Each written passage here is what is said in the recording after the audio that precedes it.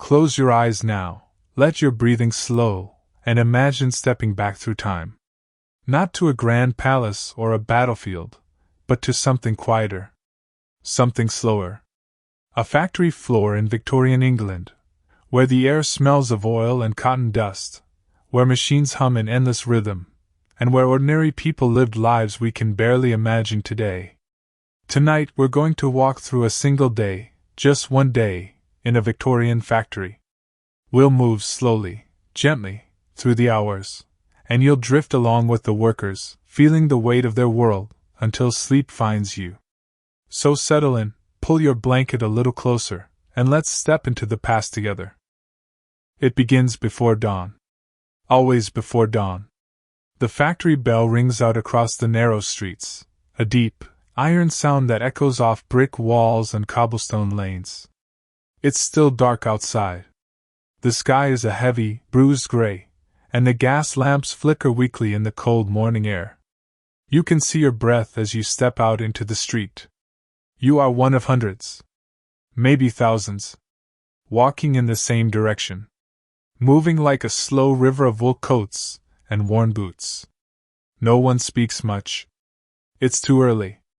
Too cold. The only sounds are footsteps, the distant clatter of a horse cart, and the bell, still ringing, pulling you forward. The factory looms ahead. It's enormous. Red brick walls rising up into the fog, rows and rows of windows, some glowing faintly with gaslight from inside. Smoke pours from the tall chimneys, black and thick, curling into the pale sky. You can smell it before you see it: coal, smoke, oil, something sharper, something metallic. You join the line at the gate. There's a gatekeeper there, a man with a heavy coat and a watch in his hand. He checks faces, nods, waves people through. If you're late, even by a few minutes, the gate closes. No work. No pay. Some days, children stand outside crying because they couldn't run fast enough. But today, you're on time. You step through the gate. The noise hits you first. Even from the courtyard, you can hear it. A low, grinding roar, the sound of 100 machines all breathing together. Steam hisses. Metal clangs. Wheels turn. It never stops. Not during the day. Not at night. The factory is always awake. You walk through the heavy door, and the warmth wraps around you like a damp cloth. It's not a pleasant warmth. It's thick. Humid. The air tastes of oil and sweat and something faintly sweet, like rotting fabric. The windows are shut tight to keep the moisture in, because the cotton threads snap if the air is too dry. Inside, the floor stretches out in every direction. Rows of spinning machines, looms, belts turning on wheels overhead, and people. So many people. Women in long skirts and stained aprons. Men in shirt sleeves rolled to the elbows. Children, some no older than 8 or 9, darting between the machines with quick, practiced hands. You find your place. Your station. It's where you'll stand for the next 12 hours. Maybe 14. Maybe more. There's no chair. No rest. Just the machine in front of you, humming, waiting. The overseer walks past. He doesn't look at you. He's watching the machines. Listening. If one slows down, if one stops, he'll know. And he'll want to know why. You take a breath. The air is hard to pull in, thick with floating lint, tiny white fibers that drift through the shafts of gaslight like snow. You'll be breathing it all day. By evening your throat will feel raw. Your chest tight. But everyone's chest feels tight here. The bell rings again. A short, sharp clang. And the day begins. The machines lurch into motion, belts slapping, wheels spinning faster, and your hands move automatically. You've done this 1,000 times. Threading. Watching. Tying broken ends. Your fingers are fast. They have to be. If the thread snaps and you're too slow, the overseer will see. And if he sees too many times, you're gone. So you don't think. You just move. Watch the thread. Watch the spindle. Watch the belt overhead, because sometimes they snap, and when they do, they come down like whips. Around you, the factory breathes. A low, mechanical heartbeat. The sound fills your skull. After a while, you stop hearing it. It just becomes part of you. A rhythm. A pulse. And somewhere far above, through the high, dirty windows, the sky is starting to brighten. Just a little. Just enough to see the smoke rising. The day has only just begun. And in the background, the machines keep turning. Look down, and you'll see them. The smallest workers. Children. Boys and girls, some barefoot, some in shoes with holes worn through the soles. They move like shadows between the machines, quick and silent, because they have to be. There's no room for hesitation here. No room for mistakes. They're called piecers and scavengers. Strange names for strange jobs. But in the factory, everything has a name. Everything has a purpose. The piecers stand beside the spinning machines. When a thread breaks, and threads break all the time, the piecers' job is to tie it back together. Fast. Their hands are small. Nimble. Perfect for the work. They reach into the moving machine, into the blur of spindles and wheels, and tie the ends with a quick, practiced knot. Then they step back. And wait for the next break. Some of them are 6 years old. Some are 10. They work the same hours as the adults. 12 hours. 14. Sometimes more. Their fingers are often wrapped in dirty cloth, because the threads cut. The machines bite. And if you're not fast enough, if your hand slips, the spindle catches skin. Pulls it in. You don't look when it happens. No one does. The child screams. Someone stops the machine. The overseer is called. And a few minutes later, the machine starts again. The child is taken away. Or sometimes, they stay. Because they need the wages. Because their family needs the wages. The scavengers have a different job. They crawl. Underneath the machines. While they're still running.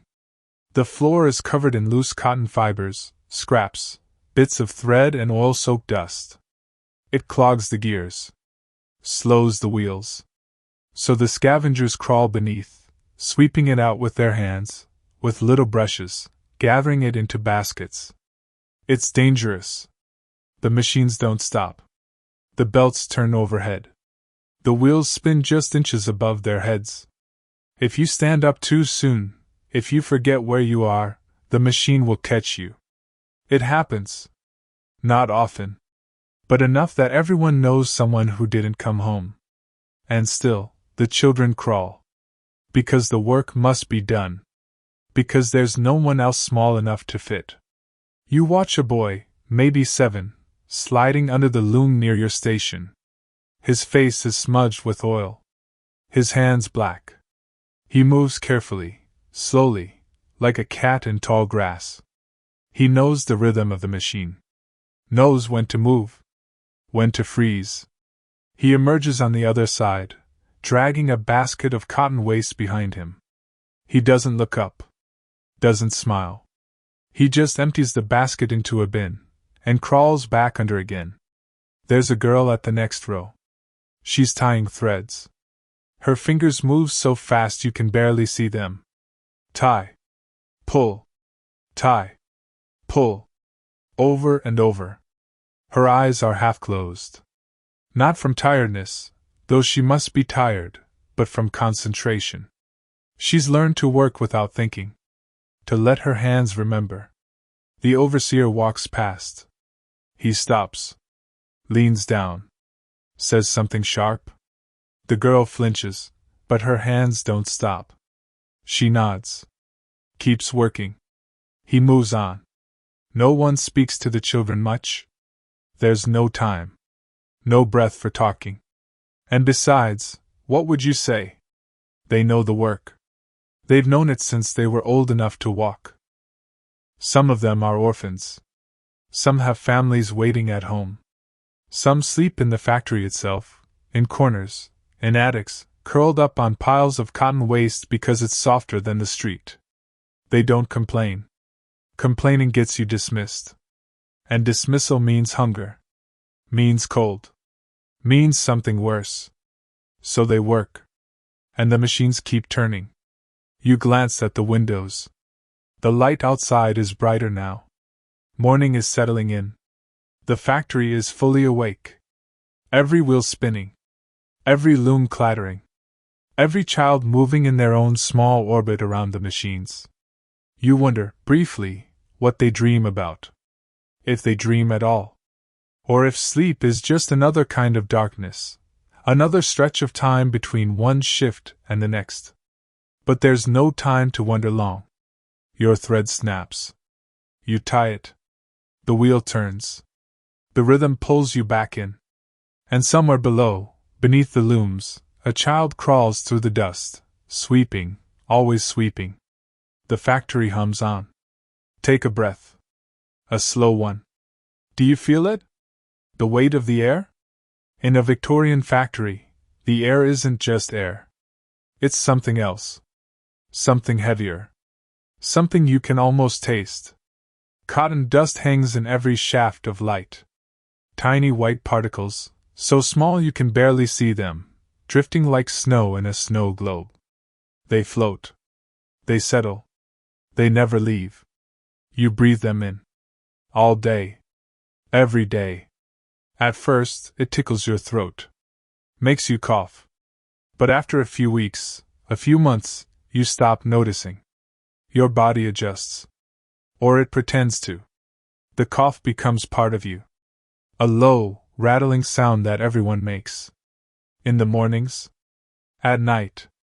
In the quiet moments when the machines finally stop. The factory owners know about the dust.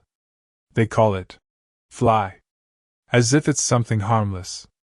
Something natural. Just part of the process. But the workers know better. They call it white lung. Because that's what it does. Fills your lungs. Coats them. Slowly. Quietly.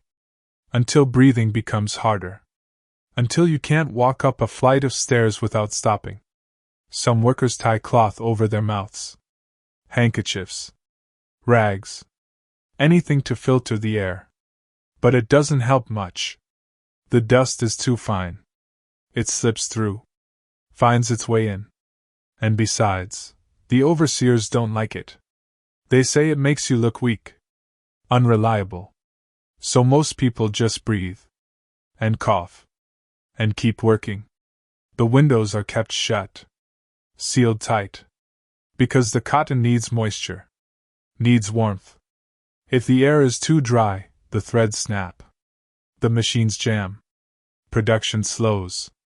So the windows stay closed. The air stays thick. And the workers, they adjust. In the summer, it's unbearable. The heat builds. The humidity clings to your skin like oil. Sweat drips into your eyes. Your clothes stick to your back. The air feels like soup. But the machines keep running. Because they don't feel heat. Don't need rest. Don't complain. In the winter, it's different. The factory is warmer than the streets outside. Warmer than the cramped tenement rooms where most workers live. So people almost look forward to winter shifts. Almost. Because the warmth comes with a price. The air is still thick. Still hard to breathe. And the coal smoke from the boilers below seeps up through the floorboards, mixing with the cotton dust, creating a haze that stings your eyes.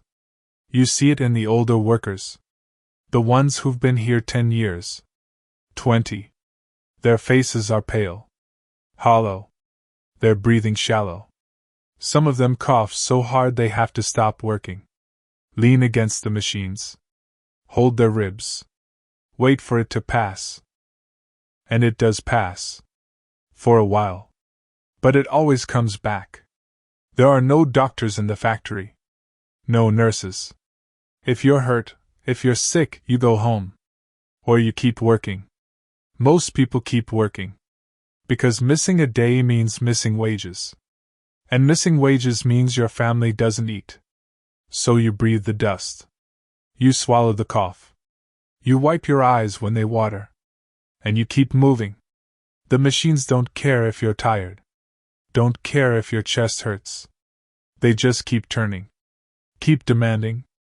Keep pulling thread through spindles, through looms, through the endless cycle of production. You look around. Every person on the floor is breathing the same air, sharing the same dust. Some are young.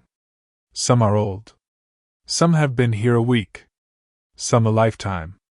But they all have the same look, the same pallor, the same slow, careful way of breathing, as if each breath cost something. And maybe it does. Outside, far beyond the sealed windows, the air is different. Cold. Clean. Sharp. You remember it. The taste of it. The way it filled your lungs easily. Completely. Without resistance. But you're not outside. You're here. In the warmth. In the noise. In the haze of floating cotton and coal smoke and sweat. And you'll be here until the bell rings again. Until the shift ends. Until you can step back out into the street and take a full breath, just one, before the cold makes you cough again. So you breathe. Slowly. Carefully. And the dust keeps falling. And the machines keep turning. Listen. Just listen. The machines have their own language. A rhythm. A pulse. Once you've worked here long enough, you stop hearing it as noise. It becomes something else.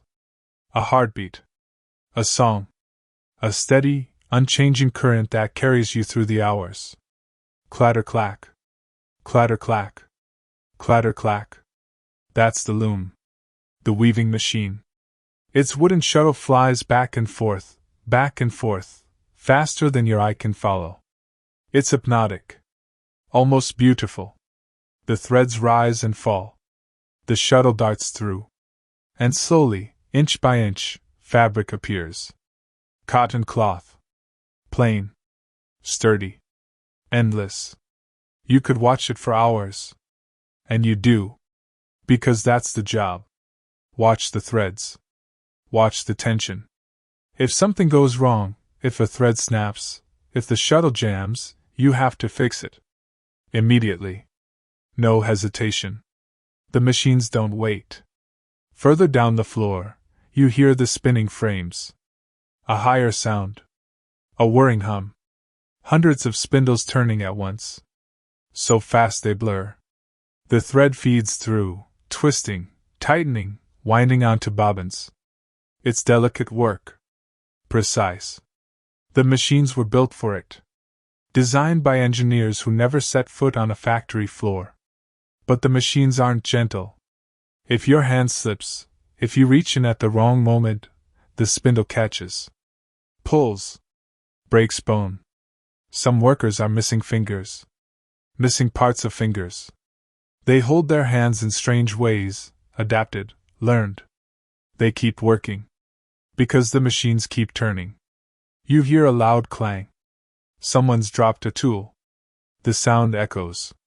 A few people glance over. But no one stops. Stopping means falling behind. Falling behind means trouble. The overseer is always watching. Always listening. He knows the sound of every machine. Knows when one is running too slow. Too fast. Knows when someone isn't keeping up. He doesn't need to see you. He just listens. And walks. And waits. You adjust your stance. Your feet ache. Your knees ache. Standing in one place for hours, it's harder than walking. Harder than running. Your body wants to move. Wants to shift. But there's no room. The machines are too close. The aisle's too narrow. So you stand. And sway. Just a little. Just enough to ease the pressure. Around you, the rhythm continues. Clatter-clack. Whir. Clang. Hiss. The steam engine in the basement powers it all.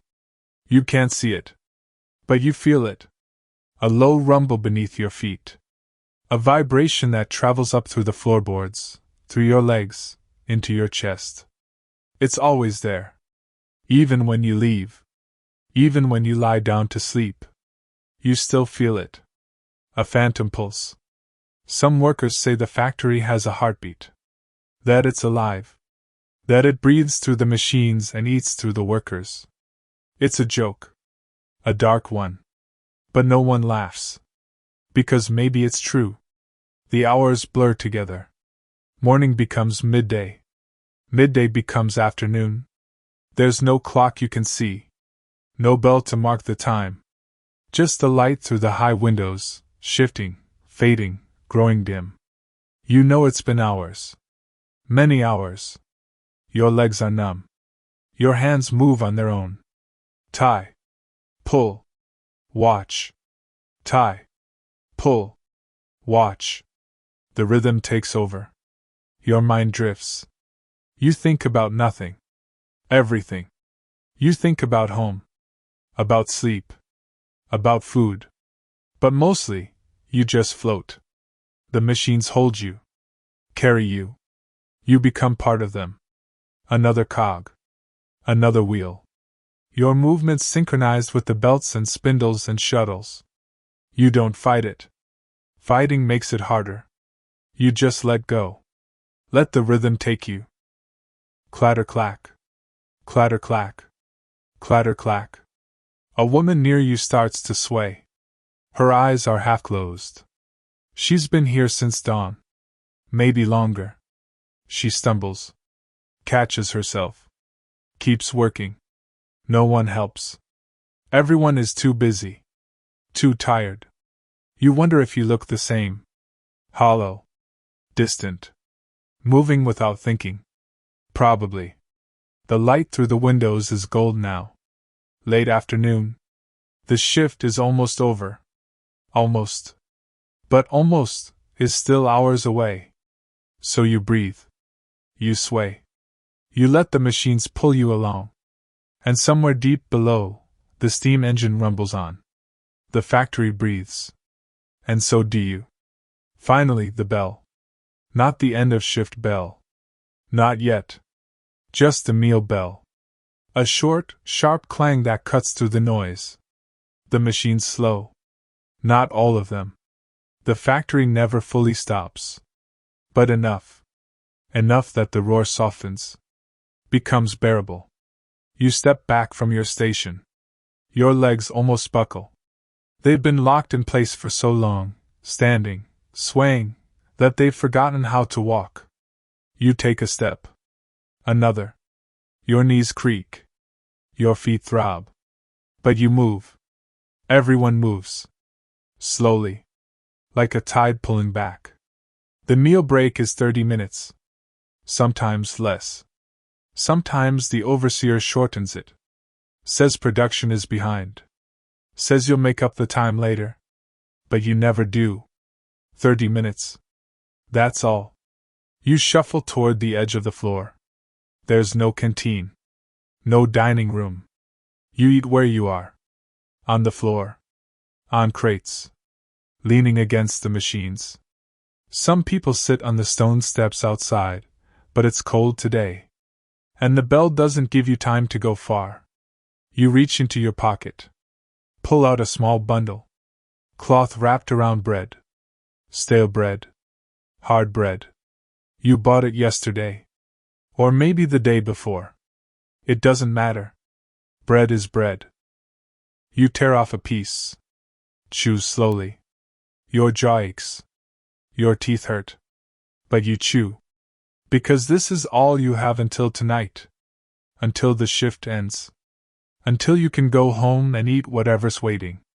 Soup, maybe. Potatoes. Sometimes nothing. Around you, others eat the same. Bread. Cheese if they're lucky. A bit of cold bacon. An apple, bruised and soft. One man drinks from a tin cup. Water from the courtyard pump. It tastes like rust. Like metal. But it's wet. And that's enough. The children eat too, sitting in little clusters. Some share food. Some eat alone. A girl near you nibbles on a crust, so small it barely fills her palm. She eats it slowly, making it last. When she's done, she licks her fingers, then wipes them on her dress. No one talks much. There's no energy for conversation, no breath for laughter. A few people murmur, a few nod, but mostly silence. Just the sound of chewing, swallowing, breathing. Your throat is dry, raw from the dust. You wish you had water, but you didn't bring any. Didn't think to. So you swallow the dry bread, let it scrape down, and hope it settles. You glance at the windows. The light is softer now. Amber. The sun is sinking. You've been here, what? 8 hours? 9? You've lost count. Time doesn't move the same way inside the factory. It stretches, compresses, folds in on itself. But you know the shift isn't over. Not yet. A woman sits beside you. She's older. 40 maybe? Or 50. It's hard to tell. The factory ages people. Wears them down. Her hands are gnarled. Scarred. She holds a piece of bread in one hand, but she doesn't eat. She just stares at the floor. You don't ask if she's all right. You already know the answer. She'll keep working. Just like you. Just like everyone. The overseer walks through. He doesn't eat. Just watches. Checks his watch. Waits. He's counting the minutes. Making sure no one takes too long. Making sure production resumes on time. Some workers lie down. Right there on the floor. Close their eyes. Try to rest. But 30 minutes isn't enough for sleep. Just enough to feel how tired you are. How much your body aches. And then the bell rings again, and you have to stand. Have to move. Have to go back. You finish your bread. Brush the crumbs from your lap. Stand slowly. Your legs protest. Your back protests. But you stand. Because the bell is about to ring. And when it does, the machines will lurch back to life. The rhythm will start again. The noise will swell. And you'll step back into place. Back into the current. Back into the endless cycle of thread and spindles and dust. You take one last breath. A slow one. As slow as you can. And then the bell rings. The machines roar. And the meal break, that brief, quiet moment, is gone. As if it never happened. And in the background, the wheels begin turning again. You try not to think about it. But it's always there. In the back of your mind. In the corner of your vision. The danger. The machines are not kind. They were built for efficiency. For speed. For production. Not for safety. Not for mercy. And they take what they want. A finger. A hand. An arm. A life. It happens quickly. One moment, a worker is standing at their station. Threading. Watching. Moving in rhythm. And the next, a scream. A snap. A spray of red. Everyone knows the sound. You don't look. Not at first. Looking means seeing. And seeing means remembering. But you hear it. The machine grinding to a halt. The overseer shouting. The sudden, sharp silence that cuts through the noise. Then, footsteps. Running. Someone calling for help. You keep your eyes on your work. Keep your hands moving. Because stopping means falling behind. And falling behind means trouble. But you listen. A man. Caught his sleeve in the belt. The belt pulled. He pulled back. But the machine is stronger. Always stronger. It dragged his arm in. Up to the elbow. Someone hit the stop lever. But it was too late. They're carrying him out now. You see him from the corner of your eye. his face white. His arm, you don't look at his arm. Someone wraps it in cloth. The cloth turns red. Fast. He's still conscious. Still breathing. But his eyes are wide. Unfocused. Shock. They'll take him to the courtyard. Maybe call a doctor. Maybe not. Doctors cost money. And the factory doesn't pay for accidents. That's what the overseer says. Carelessness isn't the company's fault. So the man will go home. If he can walk. If he can stand. And tomorrow, someone else will take his place at the machine. Someone younger. Someone cheaper. The machine is already running again. The blood wiped away. The rhythm restored. As if nothing happened. You swallow. Your mouth is dry. Your hands are shaking. Just a little. You tighten your grip on the thread. Focus. Pay attention. Because inattention is what causes accidents. That's what they tell you. But it's not always true. Sometimes, the machines just take. Without warning. Without reason. You've seen it before.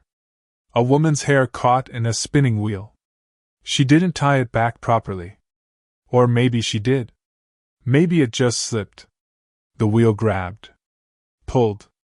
Scalped her. She survived. But she never came back.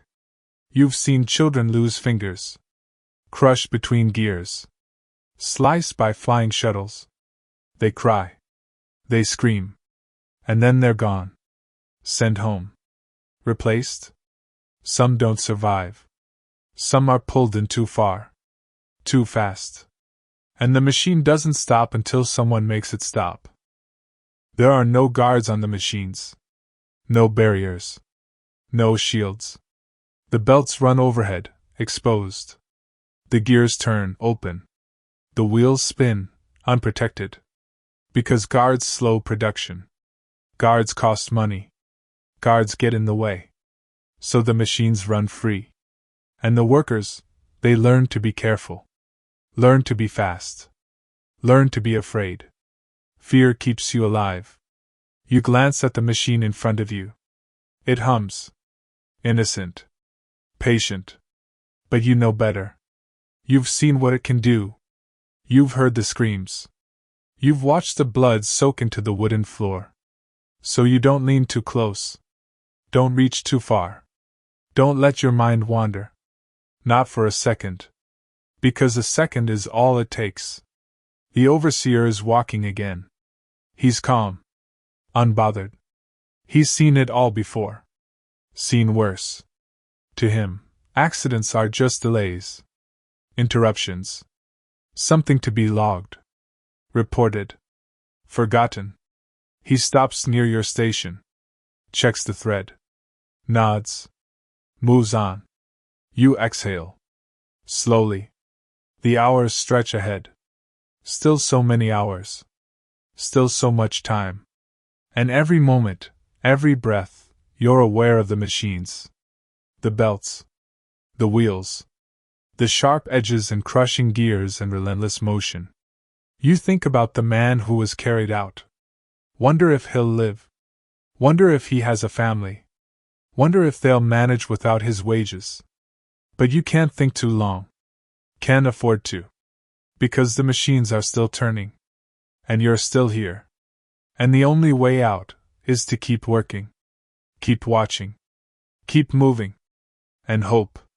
Hope that today, the machine doesn't choose you. And in the background, the belts keep slapping. The wheels keep spinning. And somewhere, someone else screams. He's always watching. Even when you can't see him. The overseer. He moves through the factory like a shadow. Slow. Deliberate. His boots click on the stone floor. You can hear him coming. That steady rhythm. Click. Click. Click. And when you hear it, you straighten. You focus. You work faster. Because he's looking for mistakes. For slowness. For any reason to dock your pay. Or worse. There are several overseers on the floor. each one responsible for a section. A cluster of machines. A group of workers. They don't smile. Don't speak unless necessary. Their job is simple. Keep production moving. Keep the workers in line. They carry pocket watches. Check them constantly. Timing how long it takes to fix a thread. How long between bales of cotton. How long you spend looking away. Everything is measured. Everything is counted. If you're too slow, they make a note. In a little book. Your name. Your station. Your transgression. 3 notes, and you're dismissed. Just like that. No warning. No appeal. You're told to leave. And someone else takes your place before the day is over. So you don't take chances. The overseer stops near a young woman. She's working the spinning frame. Her hands are moving fast, but not fast enough. He says something. Low. Sharp. She flinches. Nods. Works faster. He watches for a moment longer. Then moves on. You've seen him strike workers. Not often. But enough. A slap to the back of the head. A shove. A rap across the knuckles with a wooden rod. It's not official. Not written down. But it happens. Especially to the children. A quick cuff when they're too slow. A hard word when they complain. No one reports it. No one speaks up. Because speaking up means losing your job. And losing your job means starving. The overseer is not a cruel man. Not exactly. He's doing his job. Just like you. Just like everyone. His job is to keep the factory running. To meet quotas. To keep costs low. And if that means pushing workers, threatening them, intimidating them, then that's what he does. He doesn't think about it. Doesn't lose sleep over it. To him, you're not a person. You're a unit. A pair of hands. A body that can work. And if that body breaks down, if it slows, if it fails, then it's replaced. Simple. You watch him walk toward the far end of the floor. He stops at a machine. It's running slow. You can hear it. The rhythm is off. He leans in. Inspects. Calls over the mechanic. They talk. The mechanic nods. Adjusts something. The machine speeds up. The overseer nods. Satisfied. And moves on. There's another overseer near the door. Younger. Newer. He's less confident. Less experienced. He tries to imitate the older one. Paces the same way. Speaks the same way. But the workers can tell. They don't fear him as much. Don't respect him. He stops a boy. The boy is carrying a basket of waste cotton. The overseer says something. The boy shakes his head. The overseer grabs his arm. Pulls him aside. Says something sharper. The boy's face crumbles. But he doesn't cry. He's learned not to cry. The overseer lets him go. The boy runs off. The overseer writes something in his book. You look away. Focus on your work. On the thread. On the rhythm. Because watching too closely, caring too much, it doesn't help. It just makes the day harder. The overseers have their own pressures. Their own quotas. Their own overseers. The factory manager. The factory owner. Men you never see. Men who sit in offices far from the noise and dust and heat. Men who read reports. Who calculate profits. Who demand more. And the overseers, they pass that demand down to you. Push harder. Work faster. Produce more. It's a chain. A long, unbreakable chain. And you're at the bottom of it. So you don't hate the overseer. Not really. You just endure him. Like you endure the noise. The dust. The ache in your legs. He's part of the factory. Like the machines. Like the walls. Always there. Always watching. You hear his footsteps again. Coming closer. Click. Click. Click. You don't look up. Don't meet his eyes. You just keep working. And he passes. And the factory hums on. And in the background, the pocket watch ticks. Counting. Always counting. The windows are dark now. Not black, but deep blue. Twilight. The sun has set. The world outside has moved on.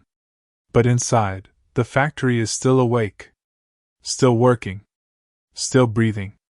The gas lamps have been lit. They hiss softly. Flicker. Cast long, dancing shadows across the floor. The light is yellow. Weak. Not enough to see clearly. But enough to keep working. Your eyes ache. Straining. Trying to focus in the dim light. The thread blurs. The machine blurs. Everything's soft and hazy at the edges. You blink. Rub your eyes. But it doesn't help. The dust scratches. The dryness burns. You've been here, how long now? 12 hours? 13? You've lost count.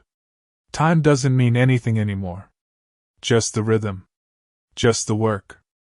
Just the endless motion of thread and spindles and belts. Your body is numb. Not in a painful way. Just absent. As if you've left it behind. Your hands move. Your legs hold you up. But you don't feel them. Don't feel anything. Just the hum of the machines. The pulse of the factory. Around you, others are the same. Faces blank. Eyes distant. Moving like sleepwalkers.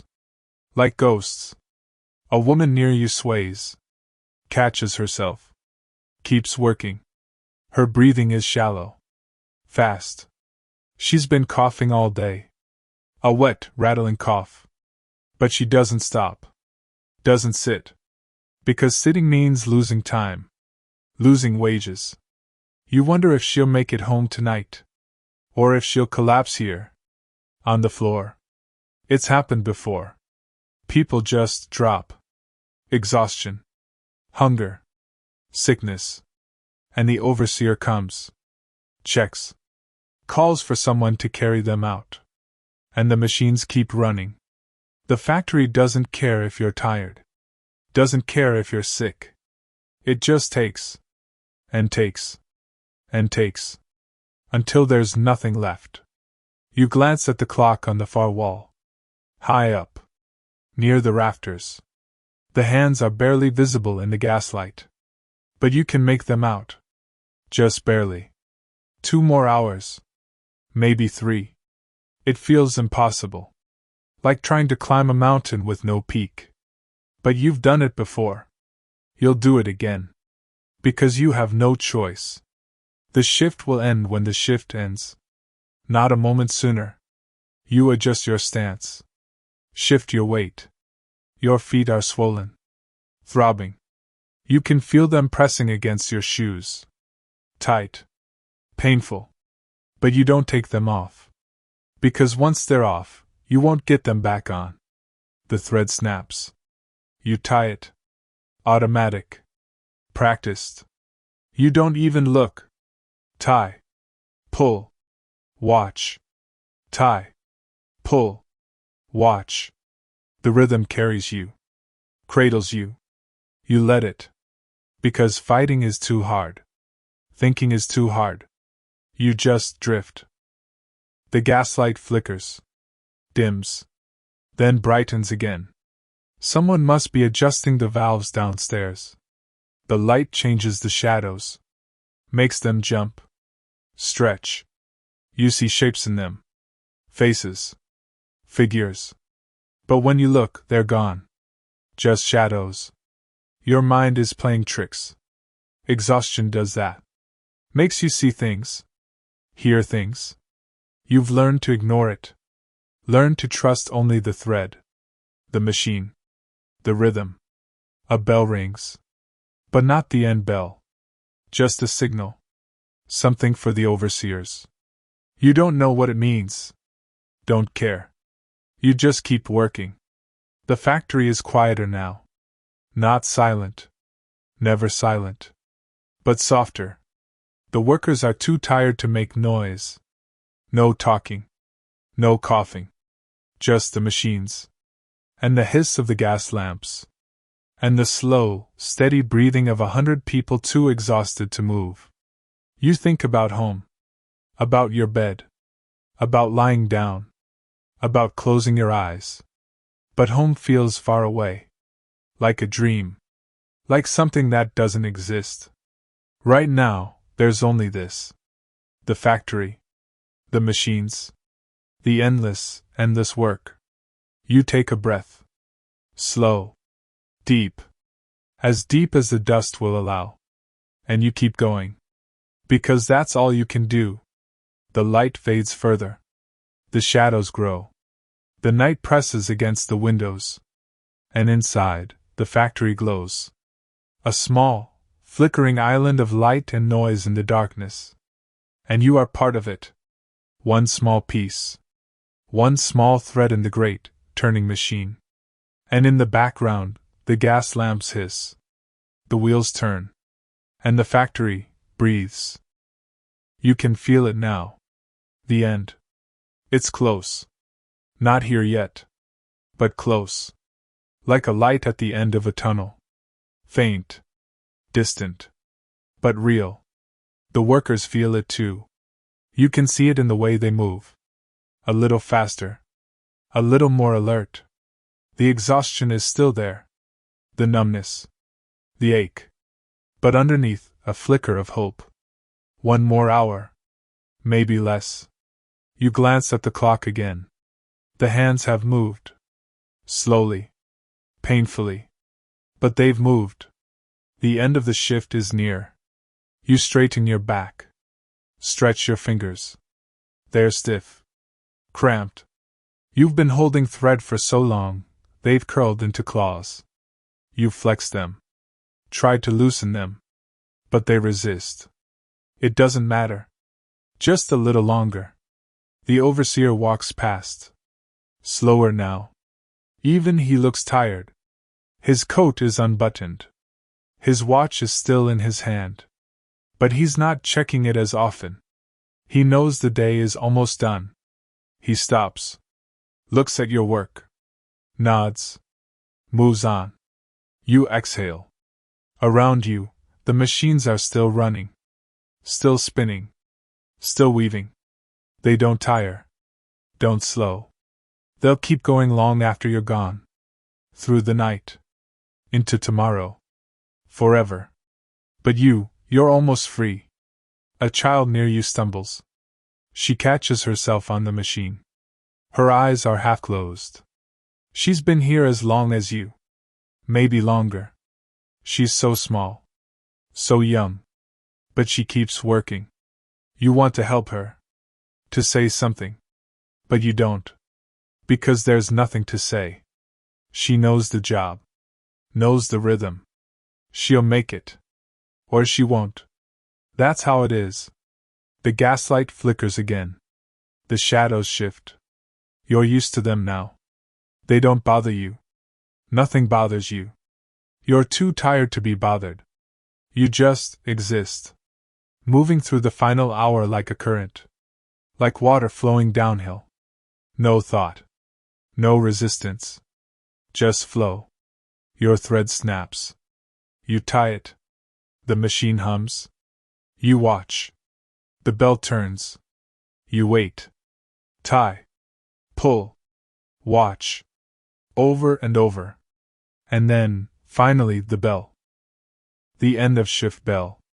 It rings out. Long, loud. Clear. The most beautiful sound you've ever heard. The machines begin to slow. Not all at once. But gradually. Winding down. Like a great beast settling to sleep. The noise softens. The rhythm fades. And for the first time in hours, you hear silence. Not complete silence. The factory is never completely silent. But quiet. Blessedly quiet. You step back from your machine. Your legs almost give out. You've been standing so long, they've forgotten how to move. But you forced them. 1 step. 2. Around you, the workers are moving. Slowly. Like sleepwalkers waking up. They stretch. Groan. Wipe their faces. Some slump against the machines. Just for a moment. Just to rest. The children are released first. They scatter. Running toward the door. Toward the cold night air. Toward home. Or the streets. Or wherever they sleep. You watch them go. Little shadows disappearing into the darkness. The overseer is calling out. Checking names. Making sure everyone is accounted for. Making sure no one left early. No one cheated the clock. You line up. Wait your turn. Give your name. He nods. Waves you on. And you walk. Out of the factory floor. Through the heavy door. Into the courtyard. The cold air hits you like a slap. Sharp. Clean. Shocking after the warmth and dust inside. You take a breath. A deep one. Your lungs fill. Completely. For the first time all day. It hurts. But it's a good hurt. The sky is black.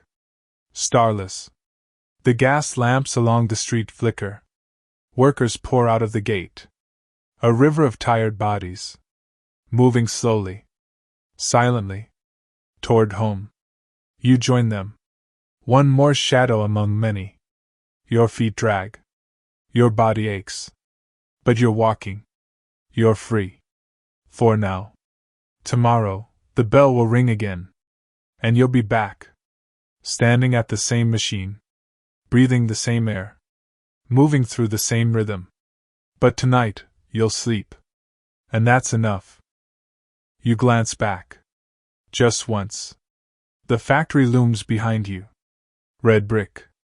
Tall chimneys. Windows glowing faintly. It never stops. Even now. Even as you leave. It's still breathing. Still working.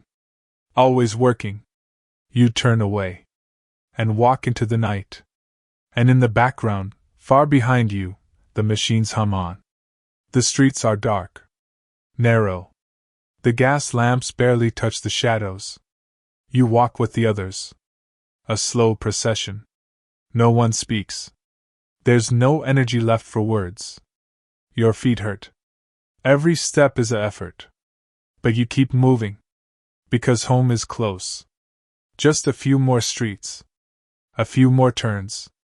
The tenement building rises ahead. Tall. Narrow. Soot-stained. You live on the 3rd floor. Climb the stairs slowly. Each step creaking. Each step a small victory. The hallway smells like cabbage. Like damp. Like too many people in too small a space. But it's familiar. And familiar is good. You reach your door. Push it open. The room is small. One room. A bed. A table. A chair. A small stove in the corner. That's all. But it's yours. A candle is burning. Your wife is awake. She looks up. Tired eyes. She's been working too. Mending. Sewing. Taking in laundry. Anything to add a few pennies. She doesn't ask how your day was. She knows. She hands you a bowl. Soup. Thin. Mostly water. A few bits of potato. A scrap of bread on the side. You eat slowly. Your jaw aches. Your stomach feels tight. But you eat. Because you need to. When you're done, you set the bowl down. Stand. Walk to the bed. Sit. Your body sags. Your wife blows out the candle. The room goes dark. You lie down. The mattress is thin. Lumpy. But it's soft compared to standing. Soft compared to the factory floor. You close your eyes. And for a moment, the noise returns. The clatter of machines. The hum of spindles. The hiss of gas lamps. It's still in your head. still echoing. But slowly, it fades. Your breathing slows. Your body relaxes. Muscle by muscle. Bone by bone. You think about tomorrow. The bell. The machines. The dust. But the thoughts drift. Dissolve. And you sleep. Deep. Dreamless. The sleep of the exhausted. Outside, the factory is still running. Still breathing. Still turning. Waiting for you to return. But for now, you're free. For now, you rest. And in the darkness, in the quiet, in the stillness, you let go. And drift. Into sleep. Into peace. Until the morning bell rings again. And so, one day in a Victorian factory comes to an end. Just one day. Among thousands. Among millions. Lived by ordinary people, doing extraordinary work, in a world we can barely imagine. You've walked with them now. Breathed their air. Felt their rhythm. And maybe, just maybe, you understand them a little better. So rest now. Let the images fade. Let the noise drift away. Let sleep find you, just as it found them. And know that history remembers. Even the quiet moments. Even the tired footsteps. Even the long, long days. Sleep well. Good night.